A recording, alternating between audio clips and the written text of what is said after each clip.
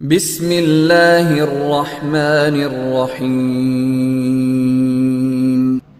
وراثت کے مقررہ حصوں کا بیان۔ ابن جریج نے ہمیں حدیث بیان کی، انہوں نے کہا مجھے ابن مقدار نے حضرت جابر بن عبداللہ رضی اللہ عنہما سے خبر دی، انہوں نے کہا نبی صلی اللہ علیہ وسلم اور حضرت ابو بکر رضی اللہ عنہ نے بنو سلمہ کے علاقے میں پیدل چل کر میری عیادت کی۔ آپ نے مجھے اس حالت میں پایا کہ میں کچھ سمجھ نہیں پا رہا تھا۔ آپ نے پانی منگوایا، وضو کیا، مجھے چھینٹے مارے تو مجھے افاقہ ہو گیا۔